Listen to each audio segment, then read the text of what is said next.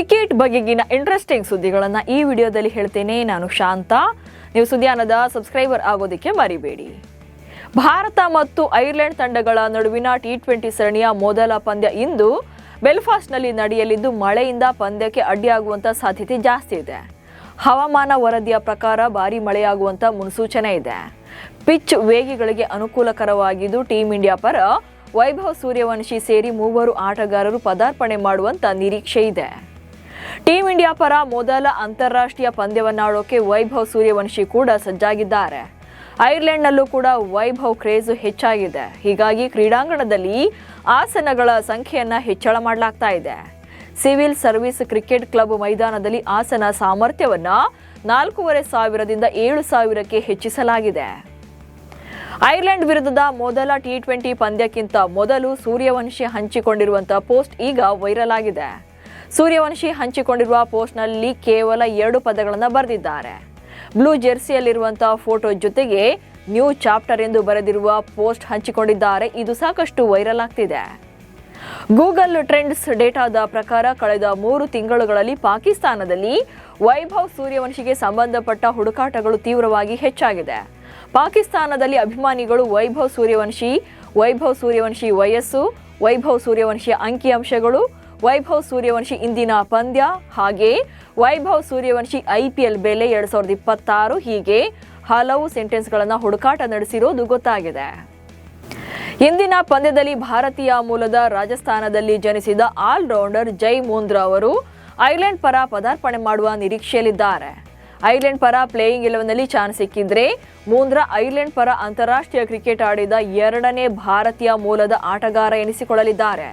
ಪಂಜಾಬ್ನಲ್ಲಿ ಜನಿಸಿದ ಸಿಮಿ ಸಿಂಗ್ 2012ರಲ್ಲಿ ಐರ್ಲೆಂಡ್ ಪರ ಅಂತಾರಾಷ್ಟ್ರೀಯ ಕ್ರಿಕೆಟ್ ಆಡಿದ್ರು. ಈಗ ಜೈ ಮೂಂದ್ರಾ ಐರ್ಲೆಂಡ್ ಪರ ಆಡಲಿದ್ದಾರೆ. ಭಾರತದ T20 ನಾಯಕತ್ವಕ್ಕೆ ಪದಾರ್ಪಣೆ ಮಾಡುವ ಮುನ್ನ ಟೀಂ ಇಂಡಿಯಾದ ಸ್ಟಾರ್ ಬ್ಯಾಟರ್ ಶ್ರೇಯಸ್ ಅಯ್ಯರ್ ತಮ್ಮ ಇನ್ಸ್ಟಾಗ್ರಾಮ್ ಬಯೋ ಬದಲಾವಣೆ ಮಾಡಿದ್ದಾರೆ. ಇದು ಅಭಿಮಾನಿಗಳನ್ನ ಗೊಂದಲಕ್ಕೀಡು ಮಾಡಿದೆ. ಶ್ರೇಯಸ್ ತಮ್ಮ ಇನ್ಸ್ಟಾಗ್ರಾಮ್ ಪ್ರೊಫೈಲ್ ಬಯೋಗೆ ಸೆಕೆಂಡ್ DBO 25/12/2025 ಎಂದು ಸೇರಿಸಿದ್ದಾರೆ.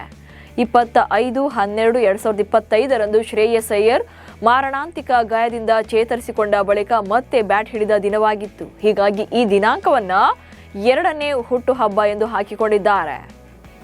ಮ್ಯಾಂಚೆಸ್ಟರ್ನಲ್ಲಿ ನಡೆದ 2026ರ ಮಹಿಳಾ T20 ವಿಶ್ವಕಪ್ನ ನಿರ್ಣಾಯಕ ಪಂದ್ಯದಲ್ಲಿ ಭಾರತ ಬಾಂಗ್ಲಾದೇಶವನ್ನು ಸೋಲಿಸಿ ಸೆಮಿಫೈನಲ್ ರೇಸ್ನಲ್ಲಿ ತನ್ನ ಸ್ಥಾನವನ್ನು ಉಳಿಸಿಕೊಂಡಿದೆ.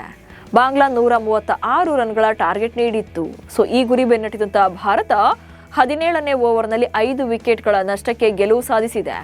ಲೀಗ್ ಹಂತದಲ್ಲಿ ಭಾರತಕ್ಕೆ ಇನ್ನೊಂದು ಪಂದ್ಯವಿದ್ದು ಅದರಲ್ಲಿ ಗೆಲುವು ಸಾಧಿಸಿದರೆ ಸೆಮಿಗೆ ಟೀಂ ಇಂಡಿಯಾ ಎಂಟ್ರಿ ಕೊಡಲಿದೆ. T20 ವಿಶ್ವಕಪ್ನಲ್ಲಿ ಬಾಂಗ್ಲಾದೇಶ ವಿರುದ್ಧ ಭಾರತ ಪರ ಶ್ರೀಚರಣಿಗೆ 2 ವಿಕೆಟ್ ಪಡೆದು ರೆಕಾರ್ಡ್ ಬ್ರೇಕ್ ಮಾಡಿದ್ದಾರೆ. ಈ 2 ವಿಕೆಟ್ಗಳ ಮೂಲಕ T20 ವಿಶ್ವಕಪ್ನ ಆವೃತ್ತಿಯೊಂದರಲ್ಲಿ ಅತಿ ಹೆಚ್ಚು ವಿಕೆಟ್ ಪಡೆದ ಭಾರತೀಯ ಬೌಲರ್ ಎನಿಸಿಕೊಂಡಿದ್ದಾರೆ. 2020ರ T20 ವಿಶ್ವಕಪ್ನಲ್ಲಿ 10 ವಿಕೆಟ್ಗಳನ್ನು ಪಡೆದಿದ್ದ ಲೆಗ್ ಸ್ಪಿನ್ನರ್ ಪೂನಂ ಯಾದವ್ ಅವರ ದಾಖಲೆಯನ್ನ ಈಗ ಶ್ರೀಚರಣಿ ಬ್ರೇಕ್ ಮಾಡಿದ್ದಾರೆ. ಶ್ರೀಲಂಕಾ ಎ ವಿರುದ್ಧದ ಅನಧಿಕೃತ ಟೆಸ್ಟ್ ಸರಣಿಯ ಮೊದಲ ಪಂದ್ಯದಲ್ಲಿ ಭಾರತ ಎ ತಂಡದ ಆರಂಭಿಕ ಆಟಗಾರ ಸಾಯಿ ಸುದರ್ಶನ್ ಭರ್ಜರಿ ಶತಕ ಬಾರಿಸಿದ್ದಾರೆ. ಗಾಲೆ ಕ್ರೀಡಾಂಗಣದಲ್ಲಿ ಟಾಸ್ ಗೆದ್ದು ಬ್ಯಾಟಿಂಗ್ ಆಯ್ಕೆ ಮಾಡಿದ ಭಾರತ ಎ ತಂಡಕ್ಕೆ ಸುದರ್ಶನ್ 121 ರನ್ ಗಳಿಸಿ ಉತ್ತಮ ಅಡಿಪಾಯ ಹಾಕಿದರು. ಅವರ ಶತಕದ ನೆರವಿನಿಂದ ಭಾರತ ಎ ತಂಡ 400 ರನ್ಗಳ ಗಡಿ ದಾಟಿದೆ. ಡೆಲ್ಲಿ ಕ್ಯಾಪಿಟಲ್ಸ್ ತಂಡದ ನಾಯಕ ಅಕ್ಷರ್ ಪಟೇಲ್ ರಿಷಬ್ ಪಂತ್ಗೆ ಒಂದು ರೀತಿಯಾಗಿ ಹಾಸ್ಯಮಯವಾಗಿ ಸ್ವಾಗತ ಕೋರಿದ್ದಾರೆ. ಅದರ ವಿಡಿಯೋ ಈಗ ವೈರಲ್ ಆಗ್ತಿದೆ. ಪಂತ್ಗೆ ಹೇಳಬೇಕೆಂದುಕೊಂಡಿದ್ದ ಒಂದು ಮಾತನ್ನ ವಿಡಿಯೋದಲ್ಲಿ ಅಕ್ಷರ್ ಹೇಳಿಕೊಂಡಿದ್ದಾರೆ. ಬೆಳಗ್ಗೆ ದಾರಿ ತಪ್ಪಿದ ಮಗ ಅಥವಾ ವ್ಯಕ್ತಿ ಸಂಜೆ ಮನೆಗೆ ಮರಳಿ ಬಂದರೆ ಅವನನ್ನ ಕಳೆದು ಹೋದವನು ಎಂದು ಕರೆಯೋದಿಲ್ಲ ಎಂಬ ಅರ್ಥದ ಹಿಂದಿ ಗಾದೆಯನ್ನ ಹೇಳುವ ಮೂಲಕ ಪಂತ್ಗೆ ಆತ್ಮೀಯ ಸ್ವಾಗತ ಕೋರಿದ್ದಾರೆ. ಇವೆಷ್ಟು ಇವತ್ತಿನ ಕ್ರಿಕೆಟ್ ಬಗೆಗಿನ ಸುದ್ದಿಗಳು. ನಮಸ್ಕಾರ.